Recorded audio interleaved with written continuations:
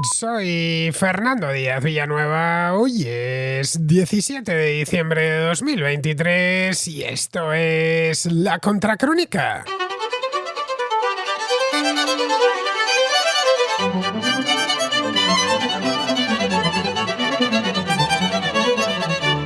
Bienvenidos a la contrarréplica, que llevábamos un par de semanas sin hacer la contrarréplica del domingo. Entre unas cosas y otras no había podido sentarme a preparar este programa la semana pasada, como os decía ayer en el contraplano, como os decía ayer en la contraportada, porque había estado el fin de semana pasado enfermo, había estado con gripe y no había podido hacer ninguno de los dos programas del fin de semana. Pero esta semana ya estoy recuperado y además con muchas ganas de hacer este programa de preguntas y respuestas, de reflexiones, este programa que me gusta tanto hacer, porque lo hago con todos vosotros. Me traéis los temas de fondo, los de los domingos. El resto de la semana son temas más del día o del momento. Y los domingos tengo asuntos antiguos, muchas veces, que llevan un año incluso, a veces más, en la carpeta esperando a que les llegue su momento, y es entonces cuando pasan. Bien, os doy rápido el número de WhatsApp al que tenéis que enviar las notas de voz.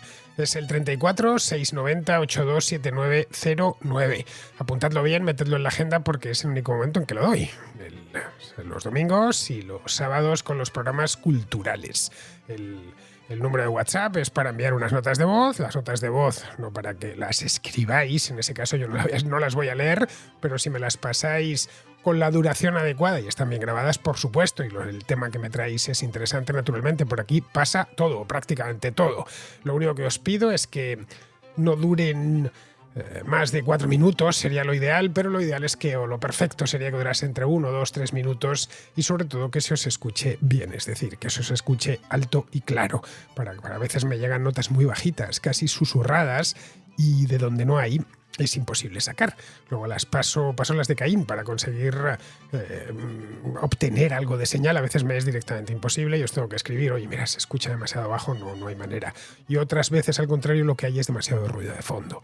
El contraescucha se ha puesto a grabarlo en la calle, entonces pasa una ambulancia, él no se ha dado cuenta en ese momento, pero la ambulancia sí que se oye perfectamente, o pasa un coche de la policía o un camión de bomberos, qué sé yo, y hace completamente imposible el escucharla y apreciar lo que está diciendo el contraescucha en cuestión. Otras veces simplemente es el viento.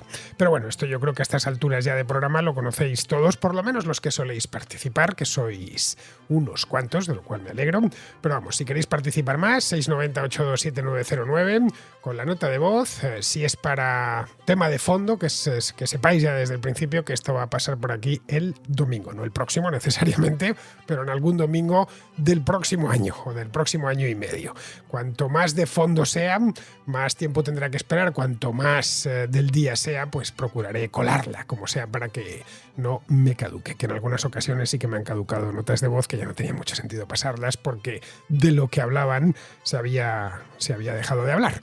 Bien, pues dicho esto, pasamos ya a la contrarréplica.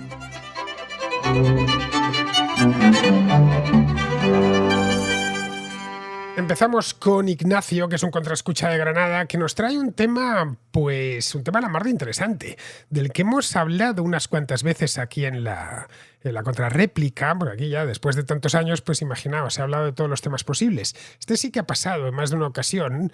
Pero esta vez lo que hace Ignacio, a diferencia de otras veces que el tema pasa de manera tangencial, en este caso es directo.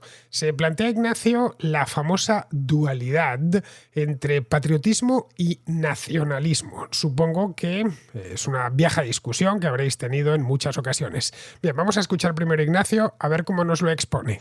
Te quiero proponer un tema que aparentemente es de fondo, pero que está muy en boga ahora con todo el asunto de la guerra de Ucrania. Se trata de: ¿existe distinción entre patriotismo y nacionalismo? ¿Es la misma cosa? Yo tengo un particular punto de vista, quizá por mi formación militar y universitaria, y es el siguiente: el patriotismo es acogedor frente al nacionalismo, que es excluyente. El patriotismo tiende a integrar a las poblaciones de tu patria, frente al nacionalismo, que es separador, suele ser supremacista, suele ser imperialista, y a veces racista. El patriota ama a su patria, pero el nacionalista se basa en el odio al resto de las naciones. Por eso el patriota respeta a los demás pueblos y los admira, no hay ningún problema con ellos.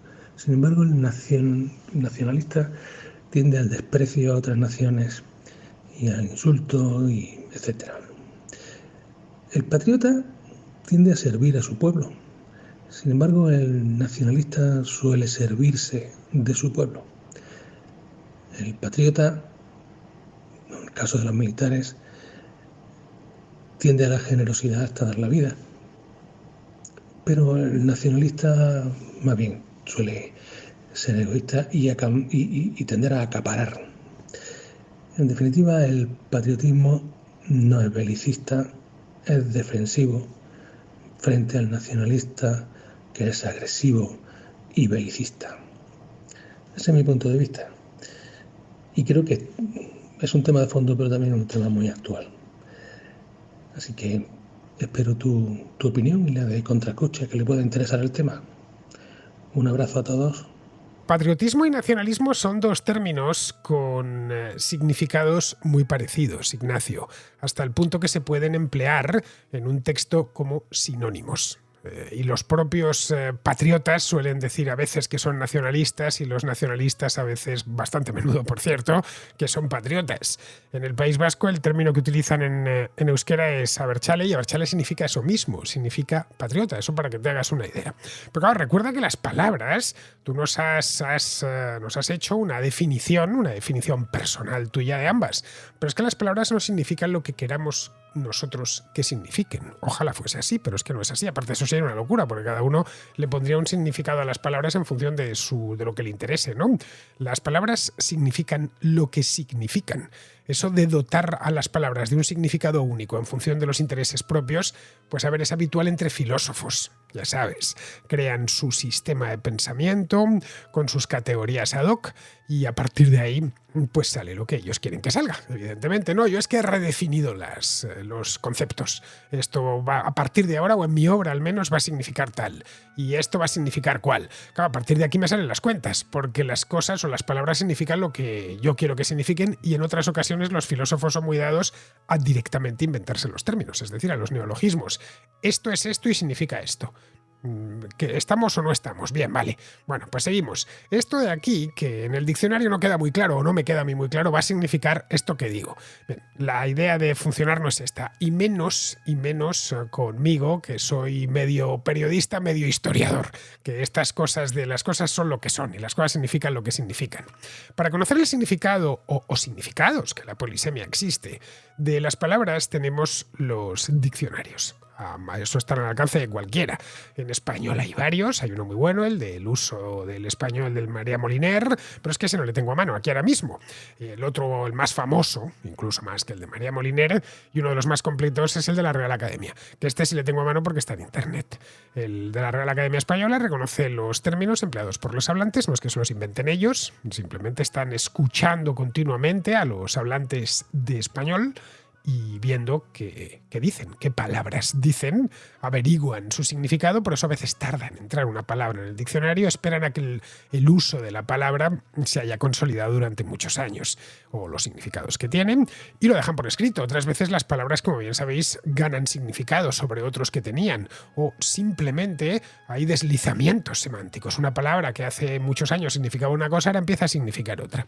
Así que para desbrozar el terreno, vayamos al diccionario. Lo tengo aquí abierto en internet. Bien, al diccionario de lo que significan estas palabras que nos has traído. Patriotismo y nacionalismo, que tú dices que son distintas y que tienen características distintas. Y lo has explicado muy bien. Bien, ¿qué nos cuenta el diccionario de la Real Academia? Pues de patriotismo nos dice que tiene dos acepciones. La primera es amor a la patria, masculino, amor a la patria. Y la segunda, masculino también, sentimiento y conducta propios del patriota. Hasta ahí, no hay más. Yo creo que queda bastante claro que es el patriotismo, pues es eso. Luego tenemos la de nacionalismo. Tendríamos que irnos a la N y encontraríamos nacionalismo. Tiene también dos acepciones. Una es sentimiento fervoroso de pertenencia a una nación y de identificación con su realidad y con su historia. Esa es la primera. La segunda es ideología de un pueblo que, afirmando su naturaleza de nación, aspira a constituirse como Estado. En eso consiste a grandes rasgos y de manera muy sintética el nacionalismo, según lo recoge el diccionario de la Real Academia. Bien, en este caso nos tendríamos que ir a buscar lo que significa patriota. Pues si os fijáis y recordáis, en patriotismo teníamos una segunda acepción, que es sentimiento y conducta propios del patriota. Bien, patriota tiene 4 acepciones en el diccionario de la Real Academia. La primera es masculino y femenino, da igual, un patriota o una patriota, persona que tiene amor a su patria y procura todo su bien, todo el bien de la patria, se entiende. El segundo, masculino y femenino también, insiste aquí poco usado, es decir, que ya está en desuso esta palabra, que es compatriota. Cuando dices es un patriota, es alguien que es de tu misma tierra. En este caso le ponemos ya el com delante, así que rara vez ya se dice, por eso pone poco usado. El tercero es un uso festivo y coloquial. Todo esto son indicaciones que vienen en el propio diccionario. Un cubanismo, solo se dice en Cuba, que es un billete o moneda de un peso. Al parecer, en Cuba, a los billetes de un peso les llaman los patriotas.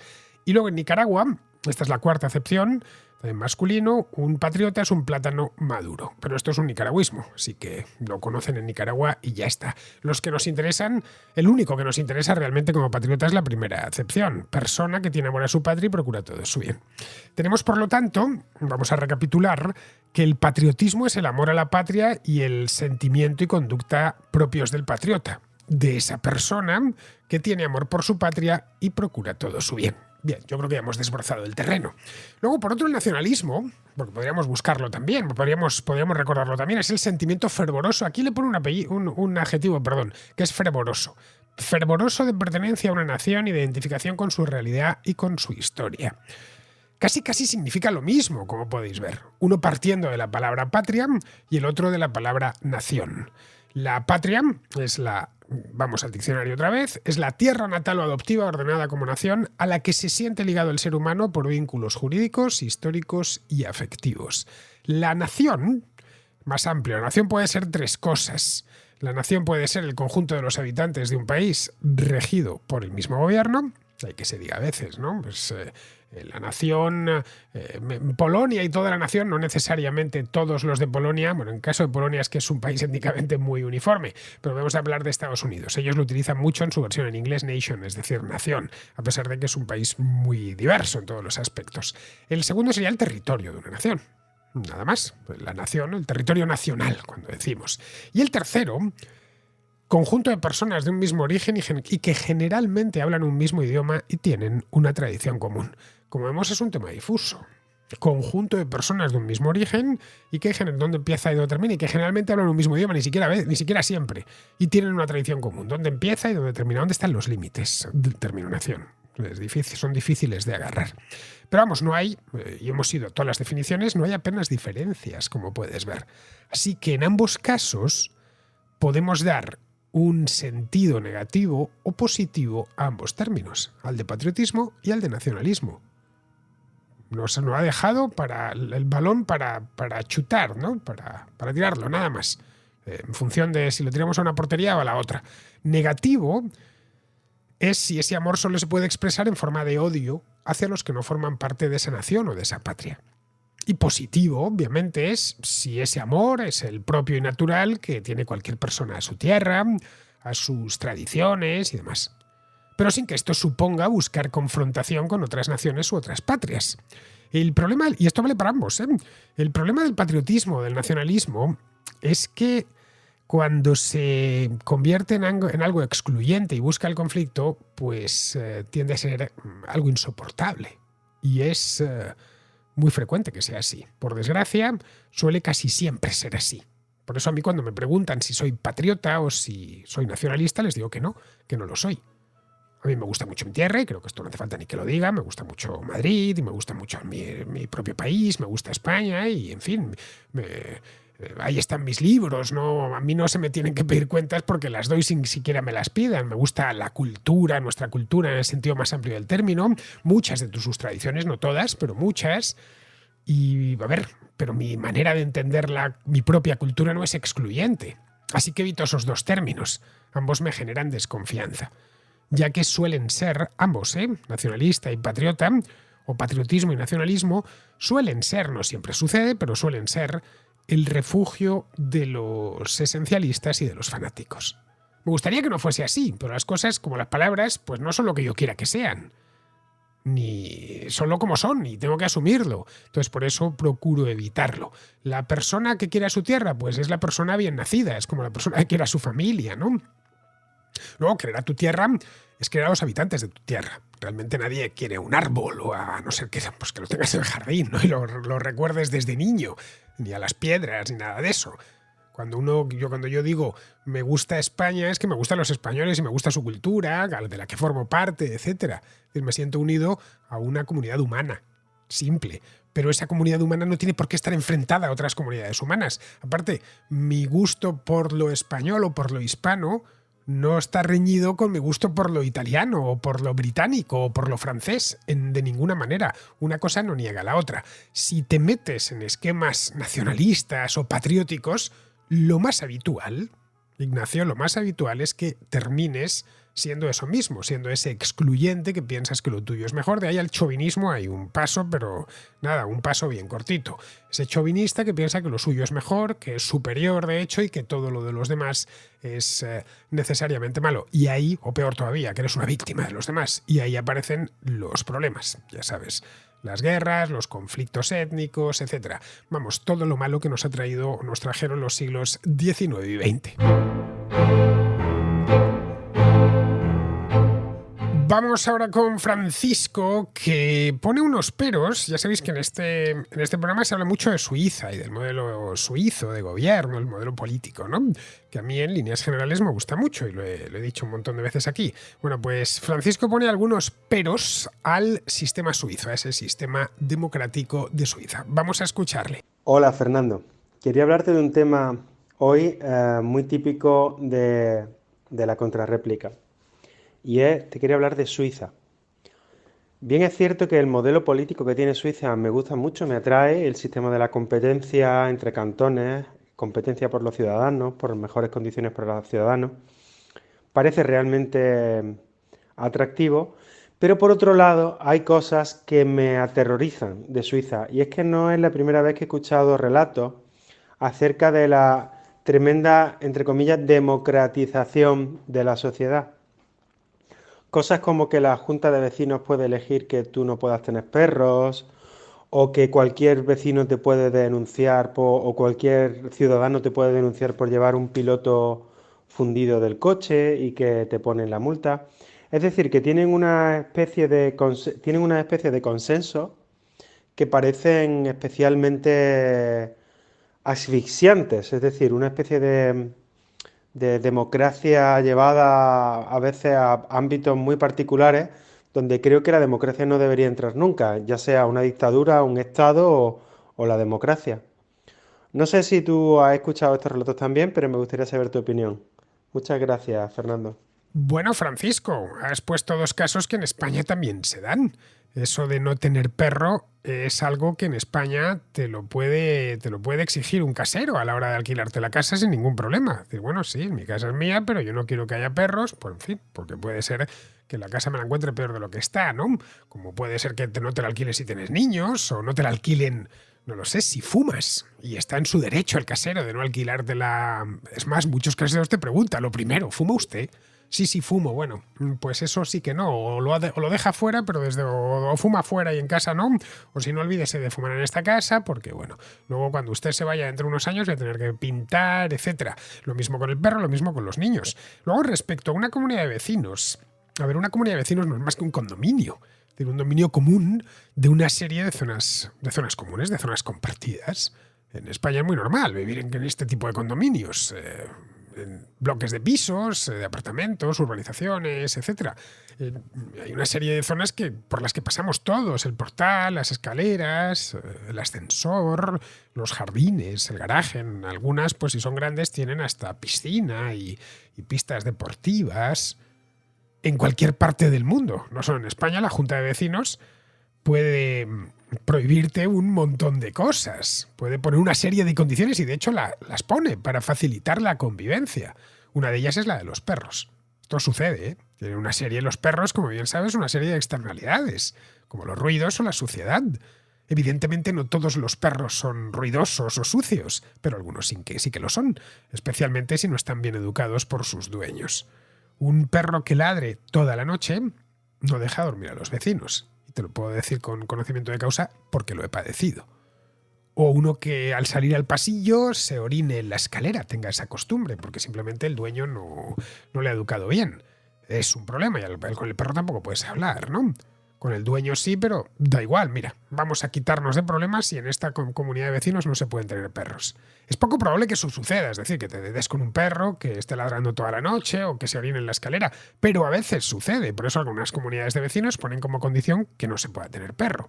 En España, de hecho, es posible que una comunidad de vecinos prohíba en sus estatutos de manera explícita tener perros a los vecinos de una finca. La ley de propiedad horizontal no dice nada al respecto, ¿eh? Lo único que dice la ley de propiedad horizontal es los vecinos tienen que tener las zonas comunes en buen estado, etc. Pero a partir de ahí ya cada comunidad de vecinos hace sus propios estatutos. Deja que las comunidades decidan por ellas mismas. Lo que no pueden prohibirte, obviamente, es que tengas un perro en tu casa. Y 4 si quieres. Pero sí pueden prohibirte que esté en las zonas comunes. Eso pueden prohibírtelo sin problemas. Es decir, que el perro no puede pasar por el pasillo o subir por el ascensor a no ser que sea en brazos, ¿no? Bien, pues en Suiza pasa exactamente lo mismo. Pero es que si te vas a otros países te vas a encontrar con leyes o con estatutos de comunidades de vecinas muy parecidas. La comunidad de vecinos, a fin de cuentas, no deja de ser una comunidad política. Una comunidad política la más esencial que existe. Luego, respecto a las denuncias ciudadanas, esto que comentas, ¿no? De que en Suiza algunos vecinos te pueden denunciar por llevar un piloto del coche fundido, ¿no? Mira, en España estas denuncias también existen, ¿eh? Tú puedes denunciar a un automovilista cuyo tubo de escape vaya echando un humo negro, espantoso, irrespirable. No tienes más que tomar la matrícula e informar a la policía municipal. Ya. Lo mismo si le ves con la puerta colgando, pues que eso, claro, pues se le puede caer y qué sé yo, que se la lleve un tipo con una moto por delante o causar alguna desgracia. Otra cosa es que este tipo de extremos no los veamos tanto en España como en otros países, pero vamos, por poder puedes hacerlo, ¿eh? La idea que subyace es que muchas actividades tienen externalidades. No sé, si tu coche echa ese humo negro, pues estás ensuciando el aire que respiramos todos. Si estás en la montaña y ves que alguien está haciendo, no lo sé, un vertido en un cauce fluvial, también puedes denunciarlo ante la Guardia Civil. Tienes más que ir al cuartelillo y lo denuncias. ¿Has visto allá arriba, 2 kilómetros más arriba, como hay, qué sé yo, una pequeña empresa que está echando agua sucia o que huele mal al río? Vamos, tomarán nota en el acto, enviarán una patrulla, comprobarán si es cierto y en el caso de que lo sea, pues sancionará y paralizarán el vertido, ¿no? Es decir, esto que nos comentas también existe en España. Aunque quizá aquí, ya digo, no sea tan habitual como en Suiza o en otros países. En Alemania sí que lo hacen los vecinos, sí que te denuncian si hace ruido a ciertas horas o si te han visto correr con el coche algo más de lo permitido por el centro del pueblo. Como la policía no puede estar a todas horas en todas partes, pues son los propios vecinos los que vigilan. Para algunas cosas es bueno esto, no olvidemos. Tú que te he comentado el vertido, por ejemplo, pues está muy bien estas denuncias ciudadanas. Para otras pues puede llegar a ser asfixiante. Como el caso este que pones de que se te ha fundido un piloto en el coche y te denuncian, ¿no? Pero vamos, eso yo creo que va más que con la ley, que es muy parecida en todos los países del mundo, va más con el carácter de las gentes del lugar que con la legislación en sí. Los suizos tienden a ser, son centroeuropeos, no lo olvides, tienden a ser muy legalistas. Bueno, un poco lo mismo que pasa con los alemanes o con los escandinavos. En España no lo somos tanto, pero vamos en esa misma dirección, ¿eh? Para lo bueno y para lo malo. Recuerda lo pesados que se ponían algunos con las mascarillas durante la pandemia. Había unas señoras, lo he contado en más de una ocasión aquí, en cierta ocasión, que estaba leyendo en el retiro, con el Kinder, en un banco, no había nadie, y 2 señoras me dijeron que iban a llamar a la policía porque estaba leyendo sin la mascarilla. Esto pasó, pues, el año 2020, ¿no? A finales de 2020. Bueno, seguimos con Luis, un venezolano que vive en Chile y que tiene una cuestión sobre los partidos comunistas. De verdad, primero que todo quiero felicitarte por tu programa. Es súper didáctico y nunca me lo pierdo. Quería saber tu opinión respecto a un tema muy puntual, Fernando, que es la existencia del partido, de los partidos comunistas dentro del juego democrático. Generalmente en Latinoamérica es súper común siempre que hay un partido comunista participando en procesos electorales. Por lo menos en mi país, Venezuela, era común el Partido Comunista de Venezuela, el PCB. Y bueno, y también acá en Chile también el Partido Comunista tiene mucha influencia política, entiendo. Me gustaría saber tu opinión respecto a la participación de estos partidos que representan una ideología que ha sido tan negativa a lo largo de la historia de la humanidad, que tienen en su haber tantas muertes y tantas atrocidades. ¿Cómo tienen esa libertad de participación dentro del juego democrático, ¿no? Me parece curioso que la misma democracia permita la participación de este tipo de ideologías, de partidos políticos extremistas, que lo que hacen es, al tomar el poder, si lo hacen obviamente, es implosionar el propio sistema democrático y las propias instituciones. Me gustaría saber tu opinión respecto a eso y bueno, nuevamente felicitarte por tu programa. Saludos, gracias. Pues mira, Luis, a mí lo que piensan los partidos comunistas personalmente no me gusta. Pero no me parece mal que se presenten a las elecciones y que existan y que hagan sus mítines y que hagan su propaganda electoral y, en fin, que existan, que estén ahí, ¿no? Yo creo en la pluralidad política. Yo soy liberal en sentido estricto. Me parece muy bien. En un sistema en el que impera la libertad política, esa libertad acoge a todos. También a aquellos que quieren subvertir esa libertad e instaurar un régimen dictatorial, como los comunistas tradicionales. El problema viene cuando uno de estos partidos se hace con el poder. Antiguamente soñaban con la revolución, iban a ser las masas, ¿no? Acaudilladas por la vanguardia las que les llevarían el poder. Bien, esto hace tiempo que olvidaron esa ensoñación y empezaron a plantearse hacerlo de manera democrática. Y a veces ha sucedido, ¿no? Bien, el problema viene ahí cuando llegan al poder de forma democrática y tratan de cambiar la Constitución para ponerla a su medida. Bueno, eso es en definitiva lo que sucedió en tu país, lo que sucedió en Venezuela entre 1999 y el año 2000. El llamado nuevo constitucionalismo hispanoamericano consistía en eso mismo. Habían comprobado que aquello de las guerrillas no terminaba de funcionar, que solo les había funcionado en Cuba y parcialmente en Nicaragua, y atacaron por la vía legal. El abanderado de ese nuevo constitucionalismo era Hugo Chávez. Se trataba de llegar al poder debidamente enmascarados. En el caso de Chávez fue con aquel movimiento regenerador, el movimiento Quinta República, reclamando grandes reformas, diciendo que ellos no eran ni izquierdas ni derechas, que simplemente luchaban contra la corrupción, pedían mayor decencia en la política, para luego, una vez en el gobierno, pues ya quitarse la careta y acometer una reforma constitucional. O peor aún, la aprobación de una nueva constitución hecha desde el poder, hecha por ellos. En otros países, como Paraguay o Ecuador, se ensayaron procesos similares, pero no les terminaron de salir. En Nicaragua sí que les terminó de salir.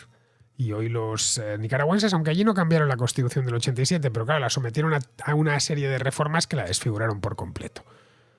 Los nicaragüenses, para su desgracia, padecen hoy una dictadura, la de Daniel Ortega, que al paso que va, pues durará mientras dure el propio Daniel Ortega. Por suerte ya es mayor. Y en España, pues, por ejemplo, el ejemplo que podemos poner es el de Podemos, que es lo más parecido al nuevo, o era el de Podemos. Ya sabes que este partido está ahora en las últimas, ¿no? Pero en su momento, año 2014, 2015. Es lo más parecido al nuevo constitucionalismo hispanoamericano que hemos tenido por estas latitudes. Cuando apareció, solían decir que a España le hacía falta una nueva constitución y abrir un periodo constituyente, porque la constitución actual, la nuestra, del año 78, pues no era válida. Y era de hecho la responsable de que las cosas marchasen mal. El papelito del 78, decía textualmente Pablo Iglesias. Vamos, que esto mismo lo pude oír con mis propios oídos en aquellos programas de La Tuerca que presentaba Pablo Iglesias hace muchos años, que yo iba como invitado. Estaban simplemente repitiendo el mismo manual que había servido en distintas partes de América, para subvertir el sistema y ponerlo a su antojo. En el propio Chile la izquierda intentó, hace no mucho, también traer una nueva constitución, mediante un proceso constituyente largo, tortuoso, que alcanzó extremos ridículos en aquella asamblea de hace un par de años y que ha consumido los últimos años de historia política de Chile. Los chilenos, por suerte, esta vez lo vieron venir y terminaron diciéndoles que no. En este momento, el comunismo chileno, que se las prometía muy felices, quedó completamente desactivado, al menos desactivado para subvertir el sistema. En resumidas cuentas, que cuando los comunistas gobiernan con constituciones liberales, seguramente la economía empeore y aparezcan problemas donde no los había, pero no terminan de arruinarlo todo porque la ley se lo impide. El problema aparece cuando la ley, especialmente la ley de leyes, la han hecho ellos. La ley de leyes, la Constitución es la de la que se derivan, ninguna ley puede contrariar la Constitución. En ese momento se puede decir que un país está perdido, porque esa misma ley se concibe desde el principio para que solo gobiernen ellos y lo puedan hacer de la forma más autoritaria posible. El ejemplo más claro lo tenemos en Venezuela, donde todo el régimen bolivariano se edificó desde el principio sobre la Constitución de 1999. Bien, vamos ahora con Johannes, mi querido contraescucha cubano que vive en Ecuador, que pregunta, o mejor dicho, nos habla de intervencionismo económico. Recién estuve escuchando tu opinión, tus observaciones sobre la cuestión del grado óptimo de intervención en la economía para considerar que se vive bajo un régimen de libertad. Y en esto aquí hay varias cosas. Lo primero es descartar, yo creo que es como una fórmula. Y lo primero es determinar bien las variables. Hay que descartar en primer lugar la incertidumbre dentro de la definición. Normalmente me pasa con mis estudiantes y en eventos, congresos, personas con las que normalmente uno debate esto, que no hay una definición unívoca en torno a qué cosa debe considerarse intervención en la economía. Y el ejemplo lo estás poniendo tú. Por ejemplo, yo percibo que cuando hablas de intervención en la economía estás hablando de la determinación por parte del Estado del precio de los productos. Y aquí hay una cosa que hay que señalar, que intervención en la economía no es solamente una cuestión de fijación estatal de precios, sino que hay que tomar en cuenta todo orden o regulación que emite el Estado para ordenar cierta y determinada actividad económica. Por ejemplo, una empresa que se dedique a producir mesas quirúrgicas, el Estado, a lo mejor el Estado no se mete en el precio en el que va a vender ese producto, pero el Estado sí está legitimado por el bien del consumidor, por el bien del usuario, sí está legitimado para determinar con qué material, con qué aleaciones, cuál es el tratamiento después de haberlo producido, cuáles son los criterios de calidad. Es decir, hay una serie de regulaciones que representan probablemente el 99% de todas las regulaciones del Estado, que no tienen absolutamente nada que ver con el precio. Obviamente le imponen al productor una carga, un costo adicional, pero lo primero es que debemos tener en cuenta es que entendemos por regulación de la economía, entendemos por intervención. Normalmente la gente cree que estamos hablando de fijación de precios. Obviamente, fijación de precios no es un concepto muy estricto de intervención. Intervención incluye muchísimas otras cosas. Algo tan sencillo, mira, tú que eres fanático a los temas ferroviarios. Intervención, algo tan simple como las medidas de las vías férreas. ¿Cuánto es que esas cosas el Estado debe intervenir con independencia, ¿no? Entonces, esto, lo primero es que hay que ponernos de acuerdo en torno a la definición de qué se va a considerar intervención del Estado. Ya después de eso, bueno, podemos discutir, como yo considero, que se requiere fijar precios en determinadas circunstancias. Sobre todo hay sectores muy sensibles. No sabría decirte, bueno, en buena medida el campo en la Unión Europea sobrevive gracias a subsidios. La economía más intervenida del mundo es la economía de los Estados Unidos. Los ministerios, la Secretaría de Agricultura, el Departamento de Agricultura, el FDA, o sea, todo lo relativo a establecer criterios, patrones, controles de calidad. Todo eso es en Estados Unidos una cosa que es monstruosa. La cantidad de regulaciones que emiten es imposible para un despacho que asiste a un exportador latinoamericano, un exportador de alimentos de Estados Unidos, le es casi imposible darle seguimiento a toda la actualización diaria de regulaciones. No estamos hablando de regulaciones de precios, estamos hablando de regulaciones de carácter técnico. Entonces, esto era básicamente lo que quería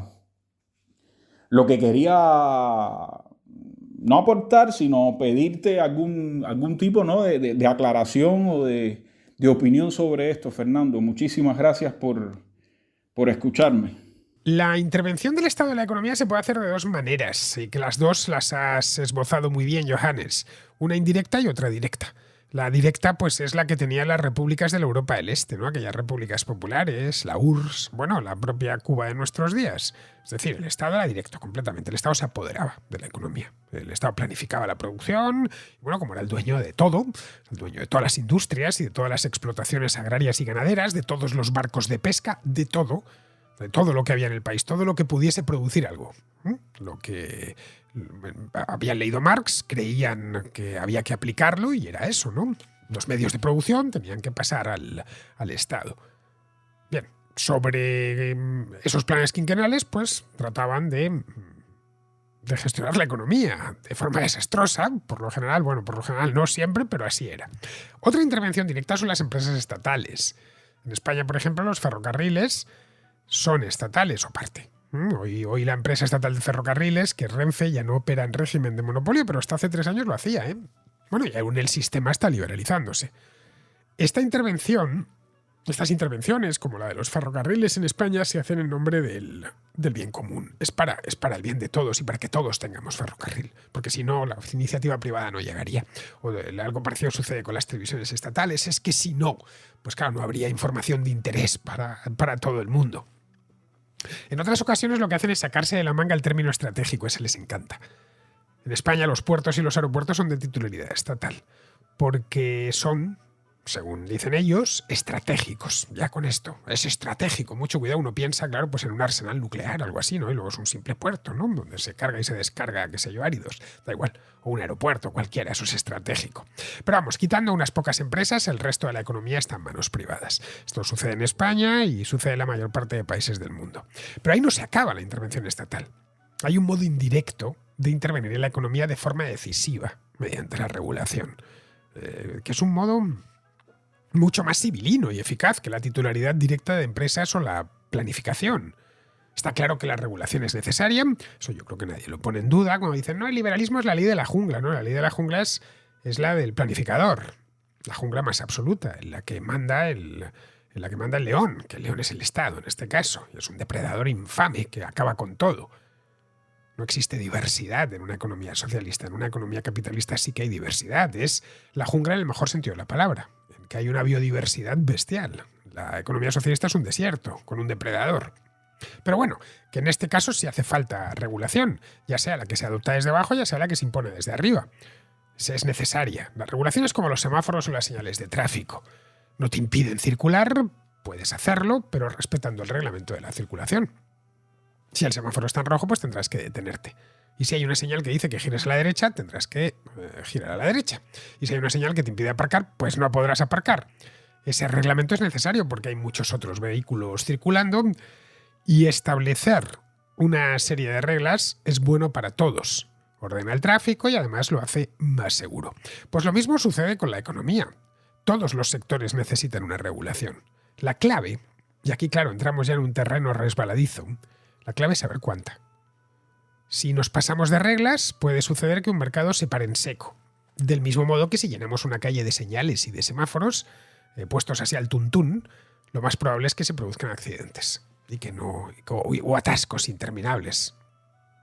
Un gobierno con intención de intervenir en la economía llenará todo de reglas para ponerlo a su gusto.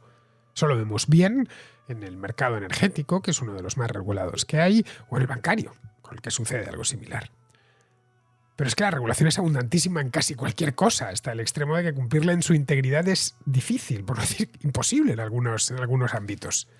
Eso ha dado lugar a que nazca un oficio nuevo, que hace unos años no existía, el de compliance, que es decir, el de cumplimiento. Las empresas grandes necesitan tener un departamento ya de cumplimiento. Es gente de cumplimiento normativo. Es gente que conoce una regulación, la que sea, la que se haya especializado, la conoce al dedillo, la regulación sectorial, e informa de la misma a su empresa para que se cumpla y así evitar sanciones. Esto para que te hagas una idea de hasta dónde llega el exceso de regulación. Pero sí, efectivamente, como bien dices, Johannes, es una manera indirecta de intervenir en la economía. Muy bien, queridos, pues con esto 4 preguntitas me han entrado nada más, pero les hemos dado el debido curso a lo largo del programa y las hemos tratado pues a todo lo que daban, que era bastante, por cierto. Con esto terminamos ya la contrarréplica de hoy, 17 de diciembre, mañana 18, lunes, por cierto, y estaré de vuelta. Hasta mañana.